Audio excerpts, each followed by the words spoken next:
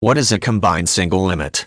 Combined single limit is a type of automobile insurance policy which allows car owners the ability to cover all damages incurred in an accident under one policy limit. This differs from split limit insurance, which assigns individual limits on the amount of damages covered for each person injured in an accident and the property damage caused by the accident. With a combined single limit policy, the person who is insured may be able to better cover the costs of an accident if they are weighted heavily toward one aspect. Any costs that go over the combined limit must be paid out of pocket by the policyholder. When a driver gets into a car accident and is considered to be at fault, he must pay the damages incurred from any injuries suffered by passengers in the other car, along with the costs of repairing the other vehicle. These costs can be prohibitive and are the reason that all drivers should have an effective insurance policy.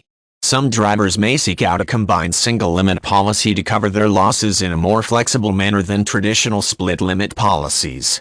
To understand how a combined single limit policy is effective, it is useful to imagine an example where a split limit policy would come up short. A typical split limit policy might provide coverage of $50-110.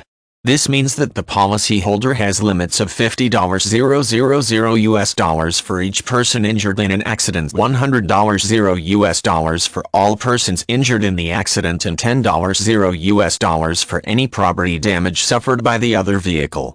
The policyholder proceeds to cause an accident which causes $20 of damage in terms of medical expenses to the driver of the other car, along with $60 of damage to a passenger of the car. In addition, the other car worth $18,000 is totaled in the accident. Using the split limits, the policyholder would have to pay the passenger $10 out of pocket to make up for the difference between the $60 and the $50 single person limit.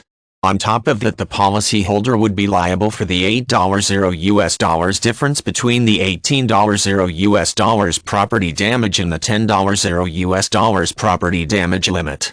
That makes for a total of $18,000 that must be paid out of pocket.